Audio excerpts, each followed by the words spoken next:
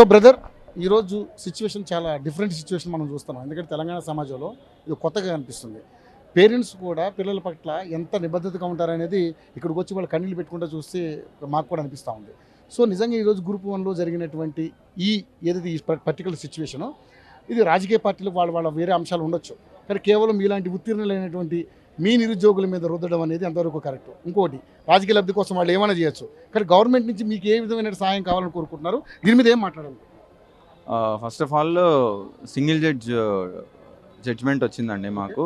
దానిపై మేము actually we are very అగ్రీవ్. దీనిపైన మేము డివిజన్ బెంచ్కి వెళ్ళాలని నిర్ణయం తీసుకున్నాము. We're working on it. కానీ ఇవాళ రాజకీయ లబ్ధి కోసం మీరు అన్నారు, రాజకీయ లబ్ధి కోసం ఏమేం చేస్తారని. ఏమైనా చేయొద్దు సార్. అదే సొసైటీ, అదే పొలిటికల్ మొరాలిటీ.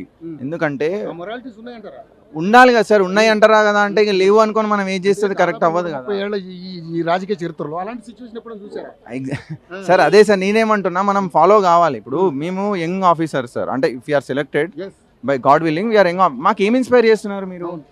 ఆ సొసైటీ వాళ్ళు వచ్చి మీరు బేస్లెస్ అలిగేషన్స్ చేసుకుంటా 3 కోట్లు పెట్టి కొన్నారు, అందరు కొన్నారు. సరే సార్, మీరు అలెజిడ్లీ యూ కెన్ టెల్ కొన్నారంట, that would have been at least correct half doubt. కానీ ఇప్పుడు మీరు కొన్నారు చేసిరని బేస్లెస్కి 1700 స్కామ్ అయిందంటే, ఇప్పుడు నేను 8 ఇయర్స్ సార్ ప్రిపరేషన్లో, 8 ఇయర్స్ నుంచి ప్రిపేర్ అవుతున్నా. నాకు ఫస్ట్ సక్సెస్ ఇది. అంటే నేను యూపీఎస్సీ 4 టైమ్స్ రాశాను, 2 టైమ్స్ మెయిన్స్ రాశాను. అండ్ తర్వాత ఈ గ్రూప్ 1 కోసమే 3 సంవత్సరాలు కూర్చున్నాను. I'm struggling from 8 years, so 7 to 8 years. So నేనేమంటాను, ఇవాళ నాకు ఒక విజయం దక్కితే మీరు అది దాన్ని కూడా అమ్ముకున్నారు, కొనుక్కున్నారు అని తక్కువ చేసి మాట్లాడితే, మనం ఇవాళ తెలంగాణ తెచ్చుకుందే నియామకాల కోసం sir. One of the main issue. అలాంటి నియామకాలను జరగనీయకుండా మీరే అడ్డుపడి, మన తెలంగాణలో మనమే అడ్డుపడి, మనమే శత్రువులమై, ఎవడు బాగుపడొద్దు, ఎవడు ముందుకు పోదన్న తరీకాలో చేస్తే ఇంకా ఎవరికి వస్తుంది సార్? ఇప్పుడు 14 ఇయర్స్ అయింది సార్ నోటిఫికేషన్ వేసి, స్టేట్ వచ్చి 12 సంవత్సరాలు అయింది. ఒకళ్ళ గ్రూప్ 1 ఉద్యోగం లేదు. రేపు మళ్ళీ రీమైన్స్ అంటారు. 3 మారినాయి. ప్రభుత్వాలు వస్తూనే ఉంటాయి సార్. ప్రభుత్వాలు there is no end to it. దీనికి కూడా అట్లా లేకుండా పోతుంది. ఇప్పుడు 12 ఇయర్స్ అయింది, నో రిక్రూట్మెంట్. ఇప్పుడు మళ్ళీ రీమైన్స్ పెడతా అంటున్నారు ఎగ్జాంపుల్. దాని మీద ఇంకోళ్ళు కేసు వేస్తారు. ఎక్కడ పోతుంది? ఎప్పటి వరకు పోనీ సార్? ఇక ఏజ్ ముచ్చట మాట్లాడవచ్చు సార్. అందరూ వెటరన్స్ అయిపోయారు సార్. ఇప్పుడు నా 20sలో నేను 8 ఇయర్స్ 7 ఇయర్స్ కోల్పోయినా అంటే it's so much to me, so valuable. And it's all for service again.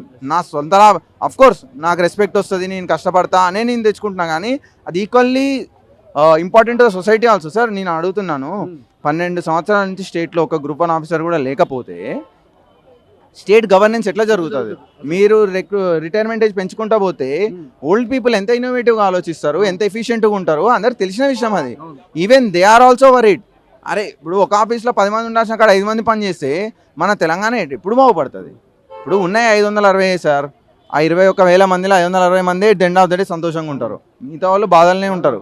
ఈ నోటిఫికేషన్ అయిపోతే ఇంకో నోటిఫికేషన్ వస్తుంది, ఇంకో కొంతమందికి ఛాన్స్ వస్తుంది, ఇంకో కొంతమంది టాలెంటెడ్ పీపుల్కి అవకాశం వస్తుంది. లేదు, మనం ఇక్కడే అయిపోవాలి, దీని మీదనే ఫైట్ చేయాలి, ఇది ఎవరికి రావద్దు. నేను ఐఎమ్ రియల్లీ ఈ విషయంలో ఐ అప్రిషియేట్ రేవంత్ రెడ్డి గారు సార్. అంటే నేను అప్రిషియేట్ చేసేంత స్థాయి కాదు నా సీఎం, కానీ వీఆర్ ఎందుకంటే ఒక నోటిఫికేషన్ అవ్వగొట్టాలనే ఉద్దేశంలో సార్ ఉన్నారు, ఆపాలనే ఉద్దేశంలో మిగతా అందరు ఉన్నారు. అంటే సార్ నేనేమంటున్నా, ఇది అయితే ఇంకోటి వస్తుంది, ఇంకోటి అప్పుడు అందరం కష్టపడదాం, మళ్ళీ రాద్దాం. నాకు ర్యాంకు తక్కువ వచ్చింది, నేను మెరుగైన ర్యాంక్ కోసం రాస్తా, ఇంకోళ్ళు ఉద్యోగం కోసం రాస్తారు. ఈ ప్రాసెస్ కంటిన్యూ కావాలి సార్. బీహార్ ఎంత చిన్న ఎంత పేద రాష్ట్రం సార్. వాళ్ళు 70 సార్లు పెట్టారు పబ్లిక్ సర్వీస్ కమిషన్ ఎగ్జామ్. మనం ఎన్నిసార్లు పెట్టినాం? అంటే మనకి ఏం తక్కువ?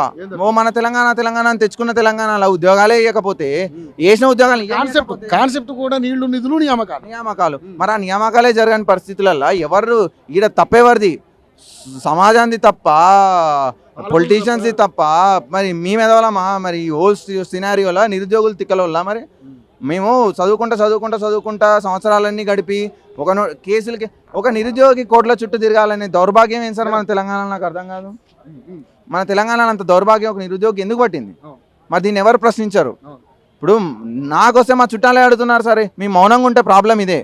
కొనరా, చేసిర్రా, జరిగిందా అంటే ఇప్పుడు ఒకరి విజయాన్ని కించపరిచేలాగా ఇంకోళ్ళు మాట్లాడుతున్నంట. ఎంత దారుణం ఒక సొసైటీలో.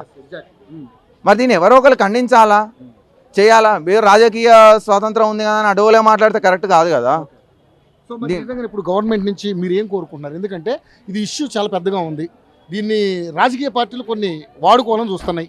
సో ఏంటి వాటి కబంధాల హస్తం నుంచి మీరు బయటికి ఎలా పడాలనుకుంటున్నారు? గవర్నమెంట్ ఎటువంటి తీర్పు వస్తుంది అనుకుంటున్నారు? సార్ కోర్టు నుంచి మేమేం తప్పు చేయలేదు సార్. మేము we're abiding by the judgement of the single judge. Division bench నాకు కరెక్ట్ అనిపిస్తే నేను మా లాయర్ ద్వారా పోతాను, నేను ఫైట్ చేస్తాను. డివిజన్ బెంచ్ పోతాను, నాకు I still go to supreme court. లేదు సుప్రీం కోర్టు కూడా చెప్పింది అనుకోండి, ముగ్గురు చెప్పినాక అయితే నేను వాళ్ళకంటే ఇదేం కాదు. I will abide by the judgement of the court. ఎవరైనా అబైడ్, ఇప్పుడు వాళ్ళైనా అబైడ్ కావాల్సిందే, నేను అబైడ్ కావాల్సిందే. కానీ ఈ out of the court discussions, out of the court blamings without a state ఎవిడెన్సే లేకుండా మీరు తప్పుబట్టి అందరినీ ఏదో మీరు మీ మీద బురదలతో మీరు కడుక్కోండి అంటే how far that is relevant sir? అంటే అది మన తెలంగాణ ఫ్యూచర్ జనరేషన్కి ఇదేనా మనం చెప్పేది? రేపు మా దాంట్లో చాలామంది అయితే అవుతారు ఆఫీసర్లు, రేపు వాళ్ళు ఇదే యాటిట్యూడ్తోని ఇదే వాల్యూస్తోని గవర్నెన్స్ చేయాలంటారా మీరు? అంటే every one has to take responsibility of society. Society ఒకరి వల్ల బాగుపడడం, ఒకరి వల్ల చెడిపోవడం ఉండదు, అందరి కంబైన్డ్ కృషి society. So every one has to take their moral responsibility. ప్రతి ఒక్కరికి మోరల్స్, ఎథిక్స్, వాల్యూస్ అనేవి ఉంటాయి. Please stick to that. అంటే ఒక క్యాజువల్గా ఏదో బురద చేసినాము మనం లబ్ధి పొందుతామంటే that is very wrong sir. మేము తెలంగాణ బిడ్డలమే, మేము తెలంగాణ పౌరులమే, మేము తెలంగాణ కొట్లాడిన వాళ్ళమే, ఎవరి కెపాసిటీలో వాళ్ళం ఫైట్ చేసిన వాళ్ళమే. మీకు తెలంగాణ మీద మీకెంత హక్కు ఉందో మాకంతే హక్కు ఉంది.